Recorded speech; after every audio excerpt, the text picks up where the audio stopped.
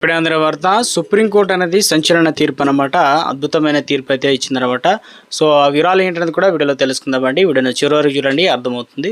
మరోసారి ఛానల్ వస్తే తప్పకుండా సబ్స్క్రైబ్ చేసుకోండి. చూస్తున్నారు కానీ లైక్ చేయడం మర్చిపోతున్నారు అనమాట. వెంటనే లైక్ చేయండి. వివరాలకైతే వెళ్ళిపోదామండి. మనం మనుషులపై దాడి చేస్తున్న పిచ్చి కుక్కలను చంపొచ్చు అని చెప్పేసి సుప్రీంకోర్టు తెలిపింది అనమాట. ఎందుకంటే దేశంలో పెరిగిపోతున్న వీధి కుక్కల స్వైర విహారం వాటి దాడిలపై సంచలన తీర్పు వెలువరించింది. రేబిస్ అదేవిధంగా సోకి పిచ్చిపట్టిన తీవ్ర దాడులకు దాడులు చేస్తూ ప్రజల ప్రాణాలకు ముప్పు మారిన వీధి కుక్కలు కారుణ్య మరణం అనమాట అమలు చేయడానికి అధికారులు అనుమతించింది. వీధి కుక్కలు తరలింపై గతంలో ఇచ్చిన ఆదేశాలు సవరించాలని కోరుతూ దాఖలైన పలు పిటిషన్పై విచారణ న్యాయస్థానం మంగళవారం ఈ మేరకు తుది తీర్పు అయితే వెలువరించిందనమాట. ఎందుకంటే justice Vikram Nath, justice Sandeep Mehta, justice NV అంజారియాతో కూడిన త్రిసభ ధర్మాసనం పిటిషన్లు కొట్టివేస్తూ వీధి కుక్కల సంఖ్య విపరీతంగా పెరిగిపోవడం ఆందోళనకరం అని చెప్పేసి వ్యాఖ్యానించింది.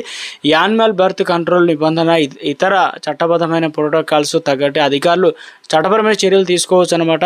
నయం చేయలేని వ్యాధులతో బాధపడుతున్న పిచ్చిపట్టిన మనుషులకు ప్రమాదకరంగా మారిన వీధి కుక్కలకు కారుణ్య మరణం ద్వారా చంపేందుకు చట్టం అనుమతిస్తుందని చెప్పేసి స్పష్టం చేసింది. పాఠశాలలు, ఆసుపత్రులు లాంటి బహిరంగ ప్రదేశాల నుంచి తరలించిన శునకాలు తిరిగి ఆ ప్రాంతంలో వదిలేయవద్దని చెప్పేసి తెలియజేసింది. వాటి సంతానోత్పత్తిని నియంత్రించేందుకు ప్రజలకు భద్రత కల్పించడం పైన కేంద్ర రాష్ట్ర ప్రభుత్వాలకు పలు ఆదేశాలు జారీ చేసింది. అయితే కోర్టు ఉత్తర్వులు పదే ఉల్లంఘిస్తూ తీవ్రంగా పరిగణిస్తామని అయితే ధర్మాసనం అయితే హెచ్చరించింది అనమాట. కుక్క కాటు నిర్లక్ష్యం అయితే చేయలేమన్నమాట.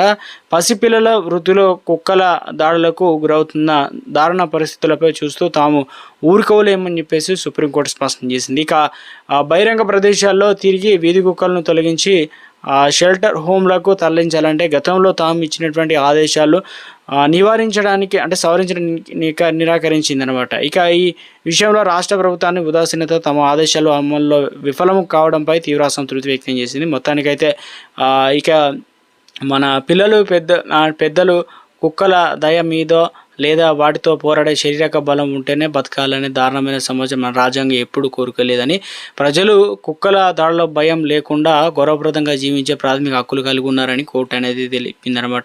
ఈ భయానక వాతావరణం ప్రభుత్వం కేవలం ఏమి చేయలేని ఒక ప్రేక్షకుడుగా మిగిలిపోకూడదని హెచ్చరించింది. పెరుగుతున్న కుక్కల జనాభా తగ్గట్టుగా మౌలిక సదుపాయాలు కూడా నిఘా కేంద్రాలు కూడా విస్తరించడంతో పాటు స్పష్టమైన వైఫల్యాన్ని కనిపిస్తుందన్నమాట. మండిపడుతుంది. సంతానోత్పత్తి నియంత్రణ, టీకాల కార్యక్రమాలు ఎలాంటి ముందస్తు ప్రణాళిక లేకుండా మొక్కబడిగా సాగుతున్నాయని రాష్ట్రాల ముందస్తు జాగ్రత్తగా వివరించి ఉంటే వాటి పరిస్థితి ఇంత తీవ్రంగా రూపం దాల్చేది కాదని చెప్పేసి తెలియడం జరిగిందనమాట.